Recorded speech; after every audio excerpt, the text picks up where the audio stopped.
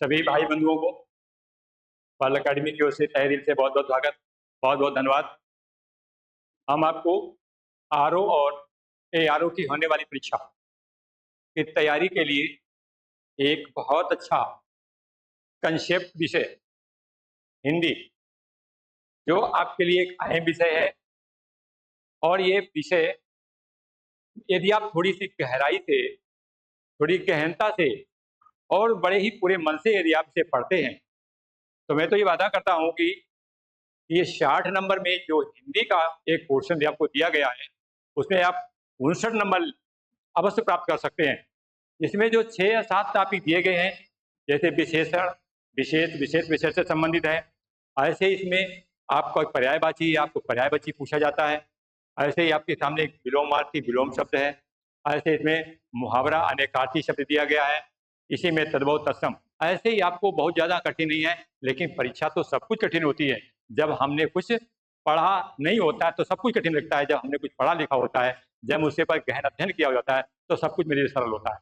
तो हम आपको प्रथम दिन की इस क्लास में जहाँ से मैं शुरुआत कर रहा हूँ, वहाँ से आप मेरे के साथ रहिए और मेरे वीडियो के माध्यम से अपना पूरा लाभ उठाइए। तो मैं सबसे पहले बात करता हूँ विशेष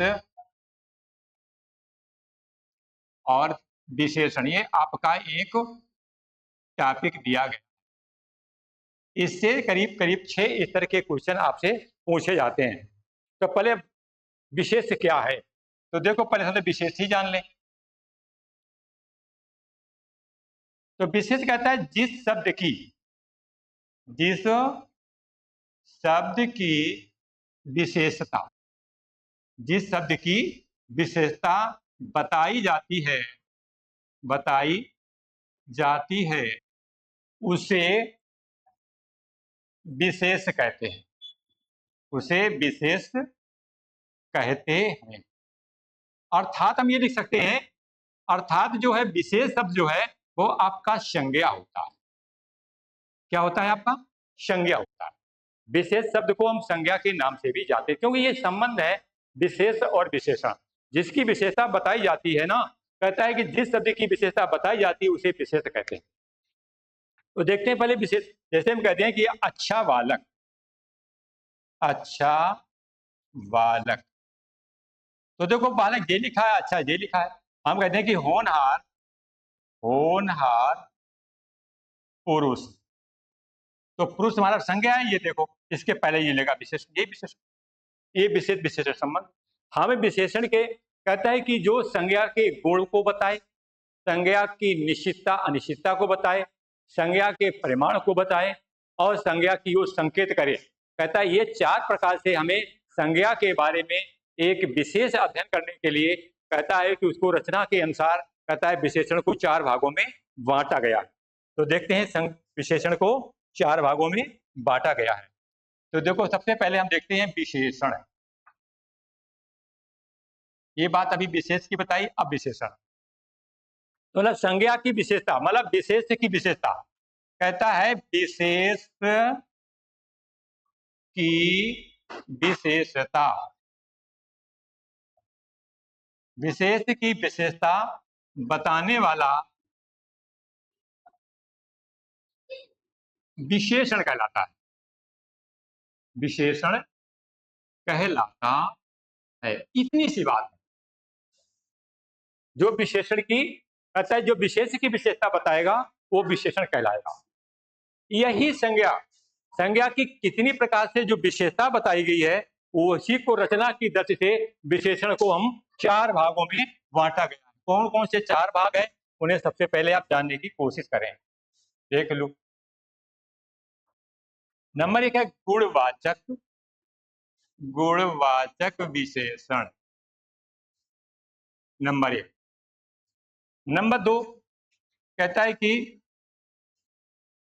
परिमाणवाचक विशेषण। हाँ भैया ये भी होता है विशेषण। ये कहता है, और भैया कहता है सार्वनामिक विशेषण, सार्वनामिक विशेषण। ये क्या होता है भैया? संख्यावाचक विशेषण, संख्यावाचक विशेषण। तो ये तो बात की गई है विशेषण किसके अनुसार? रचना के अनुसार।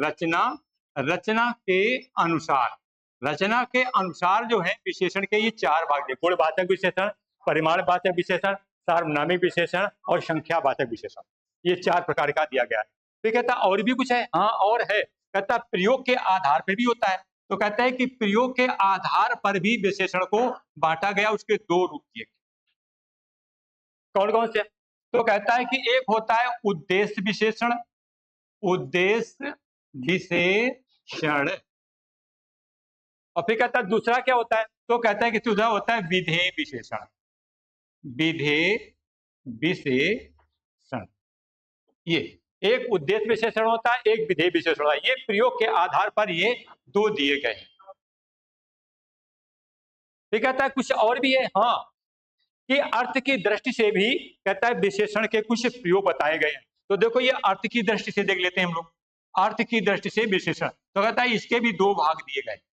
कहता है कौन कौन? तो कहता है पहला से कहता है कृदंत, कृदंत विशेषण। दूसरा क्या होता है? तदित विशेषण, तदित विशेषण। अब परीक्षा में इन्हीं से संबंधित क्वेश्चन बनते रहते हैं। अगर रचना की दृष्टि से देखता है तो कहता है विशेषण कितने प्रकार के होते हैं? तो कहता है गुणवाचक 4 प्रकार का होता है। प्रयोग की दृष्टि से विशेषण कितने प्रकार का होता है? कहता है एक उद्देश्य विशेषण होता है, एक विधेय विशेषण होता है। तो ये आपका दो हो गया। फिर कहता है अर्थ के आधार पर, हाँ अर्थ के आधार पर भी होता है, एक कृदंत विशेषण और एक तदित विशेषण। कृदंत विशेषण का मतलब ये होता है कि जो विशेषण क्रिया से बनता है। जैसे आपको समझा रहा हूं कृदंत क्या कहता है। देखो ये लिखा था कृदंत विशेषण। एक छोटी सी बात मैं आपको समझा रहा हूं। तो जैसे ये आपका चलना है, चलना आपकी क्रिया है, तो कहता है चलना का भैया विशेषण क्या होगा? तो कहता है ये चालू होगा। चलना से क्या बन गया? चालू हो गया। ऐसे ये क्रिया से बनने वाले विशेषण है। जैसे कहते हैं हंसना, हम सभी लोग जानते हैं हंसना क्रिया है, ठीक? तो कहता है कि भैया हंसना क्रिया है, तो कैसा होगा? भैया हंसोड़ा। ये विशेषण, ऐसे जो क्रिया से जो विशेषण बनता है वो कृदंत विशेषण कहलाता है। तो कहता है तदित विशेषण, क्रिया को छोड़ करके अन्य सभी से बनने वाले विशेषण होते हैं, वो आपके तदित विशेषण कहलाते हैं। ये आपका कृदंत और तदित विशेषण की बात मैंने आपसे की है। ऐसे कहता है उद्देश्य विशेषण कुछ होता है, तो कहता है विधेय विशेषण भी कुछ होता है। हाँ उद्देश्य विशेषण भी होता है और विधेय विशेषण भी होता है। चलिए मैं उसकी भी बात आपसे कर रहा हूं, वो भी आप देख लें। ये कहता है कि अच्छा लड़का यहाँ है, अच्छा लड़का यहाँ है, और सीधा मैंने उल्टा कर दिया, लड़का अच्छा है। ये देख लो, तो पहला वाला जो लिखा गया है यही आपका लिखा उद्देश्य विशेषण, ये लिखा हुआ है उद्देश्य विशेषण, और जो ये लिखा है ये विधेय विशेषण है। ये विधेय विशेषण की बात मैंने आपसे की है।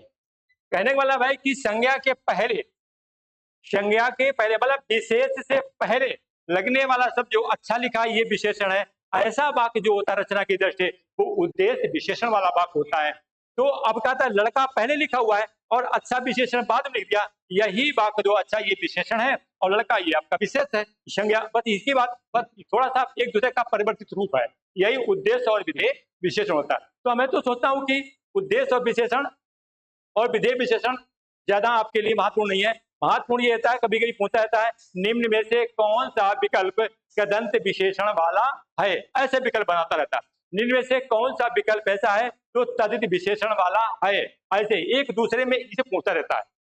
बाकी बात यहाँ से होगी गुणवाचक विशेषण से, फिर होगी परिमाणवाचक विशेषण से, फिर होगी सार्वनामिक विशेषण से, फिर होगी आपको संख्या वाचक विशेषण से। चलो मैं इनमें से किसी एक की बात करता हूं। पहले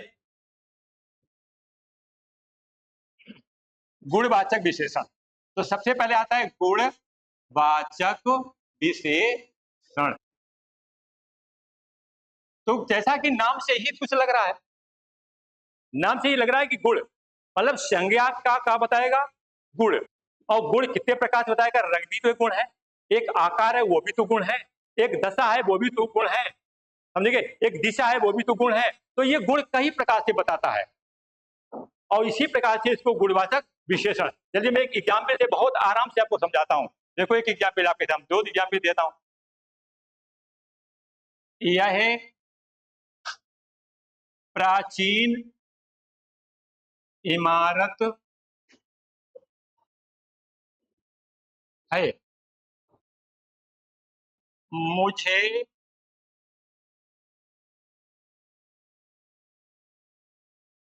मौसमी फल खाने चाहिए। तो देखो, जब हमें इस प्रकार गुणवाचक विशेषण में सारी चीजें रंग का बोध हो जाए, जैसे काला है, सफेद है, भूरा है, चितकबरा है, ये रंग बोधक, तो रंग का जब हो जाएगा तो गुण का ये रूप है। आकार में बता देगा, रंग ये तो आप जानते हैं कि गुणवाचक का पहला रूप जो होता है कहता है संज्ञा का रंग बताता है। तो कहता है कैसा है, कहते हैं काला घोड़ा, ये लिख दिया काला घोड़ा। तो ये कहता है काला घोड़ा में काला शब्द है, ये तुमने जान लिया कि गुणवाचक विशेषण है। लेकिन गुणवाचक विशेषण के अंदर पहुंचेगा कि किस प्रकार का गुणवाचक विशेषण है, तो आपको मालूम होना चाहिए कि रंग का जब बोध करा रहा है तो फिर रंगवाचक गुणवाचक विशेषण है, मतलब रंग बोधक गुणवाचक विशेषण। इसका पूरा अगर नाम दिया जाएगा तो नाम इसका ये होगा कि रंग बोधक गुणवाचक विशेषण। ये पूरी बात होगी आपके सामने। ऐसे ऐसे कहता है आकार में भी आता है। हाँ भैया, आकार में की बात होती है, ये आकार बोधक होगा। ठीक है, तो आकार में कहता है कि ये भैया चौकोर। ऐसे कहते हैं कि भाई त्रिभुजाकार, त्रिभुजाकार। ऐसे कहते हैं हम उससे गोलाकार, क्या कह दिया मैं इससे, ऐसा कह दिया गोलाकार।